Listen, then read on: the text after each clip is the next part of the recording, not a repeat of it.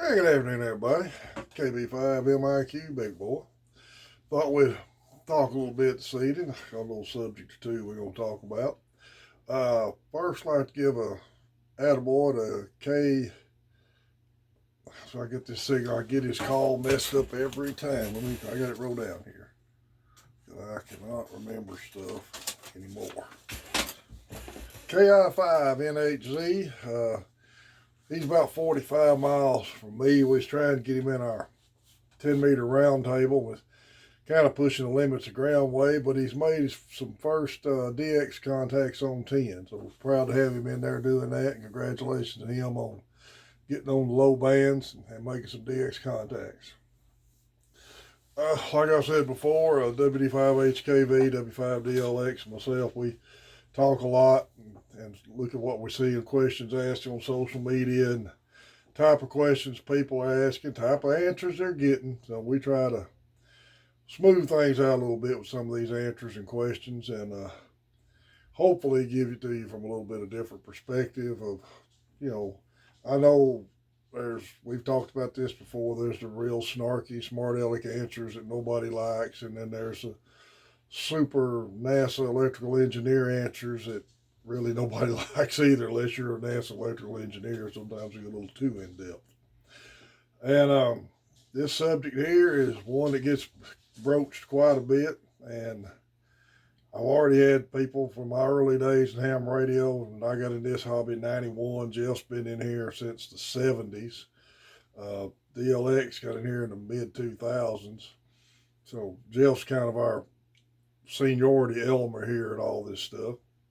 And we see this question asked a lot: what kind of radio, my first radio, should I get?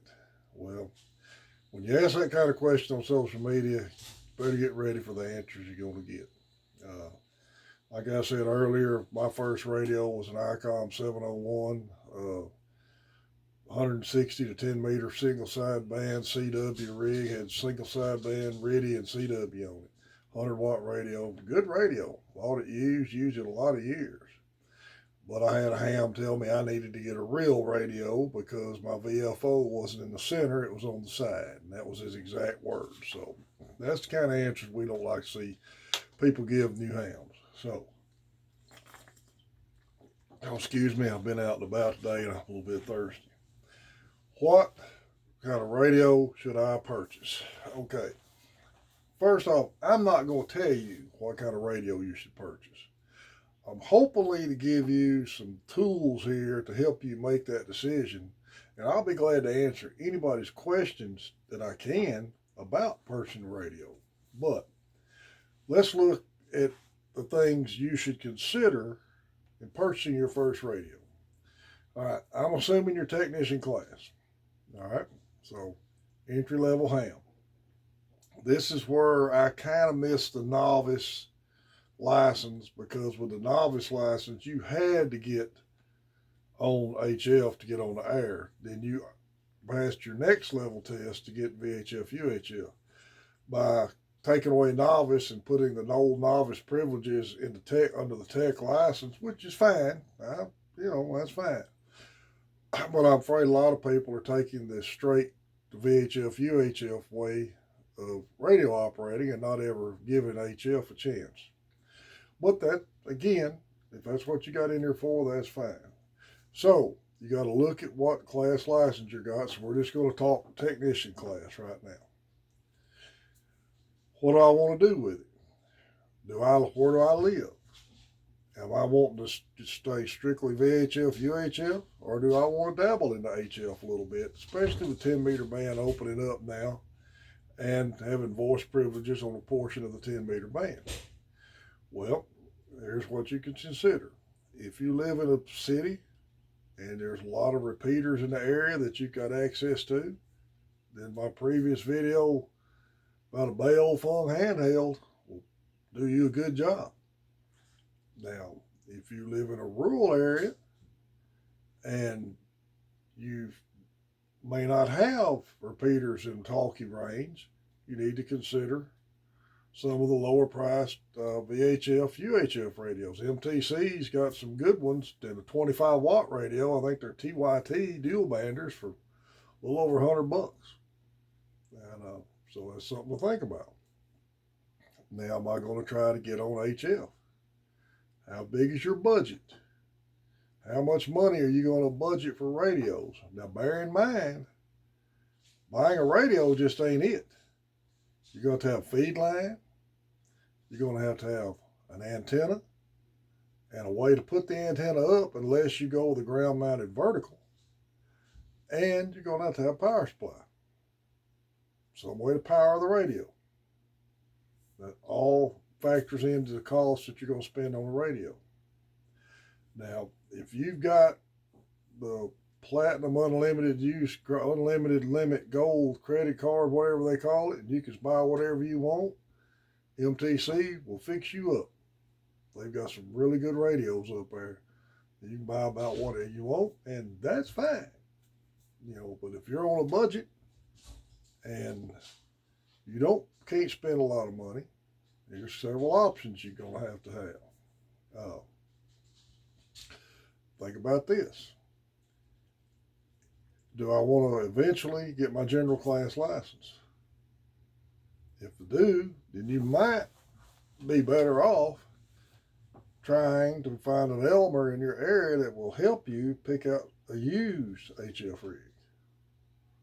Although you can buy an ICOM 718, I looked at them on HRO the other day, and they got a sale on them for like $574. A lot of money, but it's good radio. Then you'll have power supply has to come with it, and a proper antenna, or if not, you'll have a tuner with an antenna. So if you're going full HF route, it's going to be hard to get a new HF rig on the air for under $1,000. You're going to be cutting it close, going with a 718. And I think that's Alincos. I haven't seen Alincos being offered. I thought they still got them on their website. Alinco makes a good radio. I had a Alinco VHF rig years ago, and they're still in the $500 range. I know HRO's got a Yaesu QRP rig for like $6 something, but it's only a 6-watt radio. But it also covers VHF and UHFs also. But kind of getting sidetracked there. Consider your budget. Say you want to, say you're under $1,000 budget. MFJ sells a sideband, MFJ brand single sideband 20-watt radio for somewhere around $300, and it will take a smaller power supply to run it, which would be cheaper. Then all you'd have to have is an antenna, and you can always go back to your study books and build you a 10-meter dipole, and the higher you can get it in the air, the better it'll work.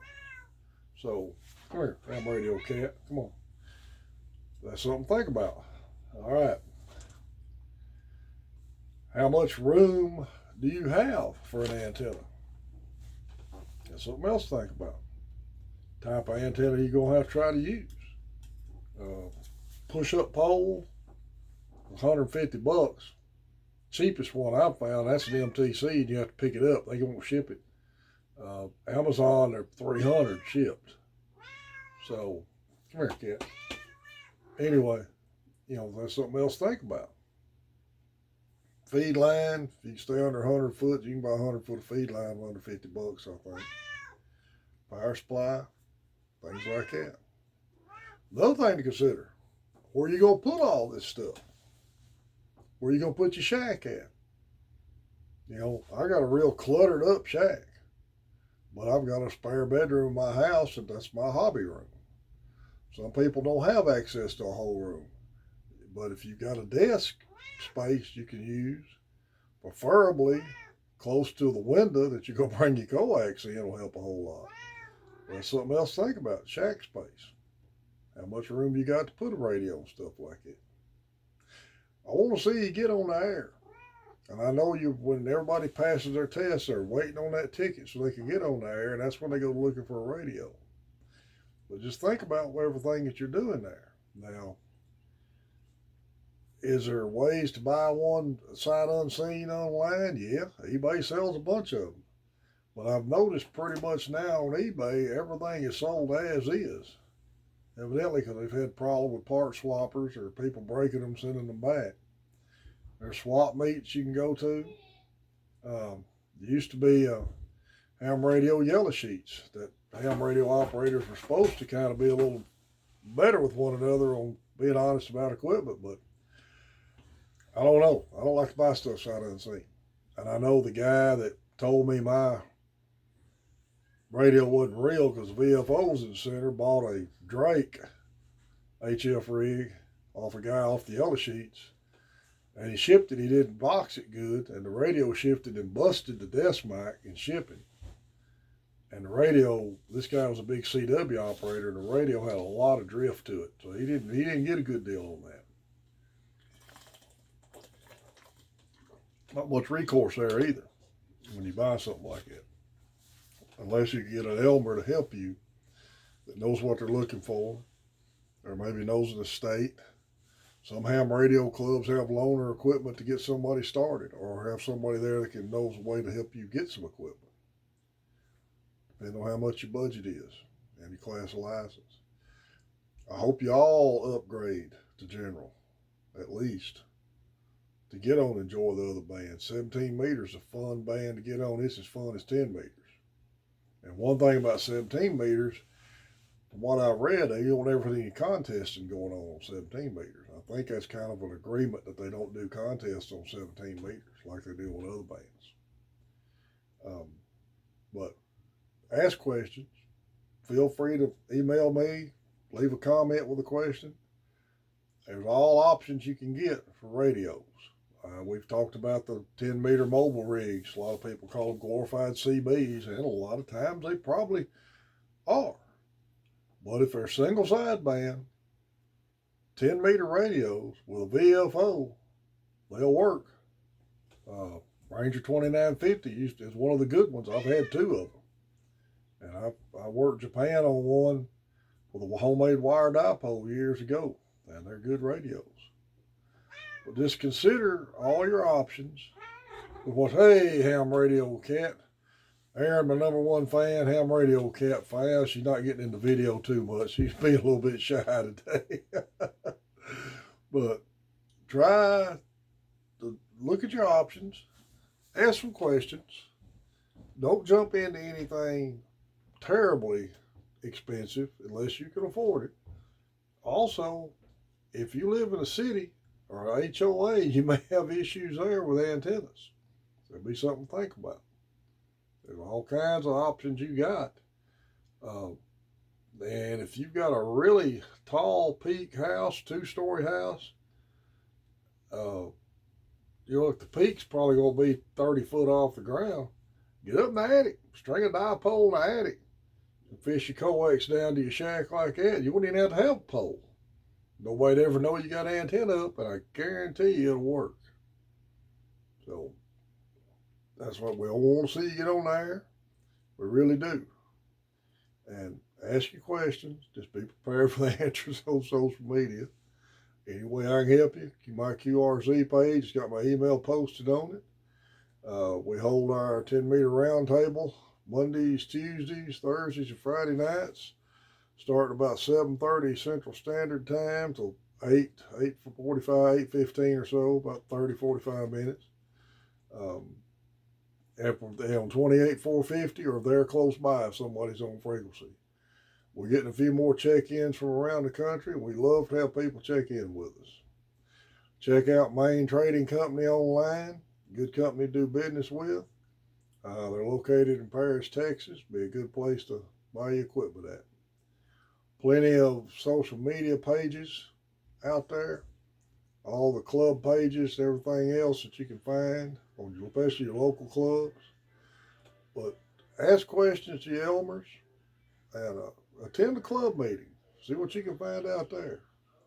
Try to, if you get anybody that's a ham radio operator, give you information to look at their gear and how they're set up.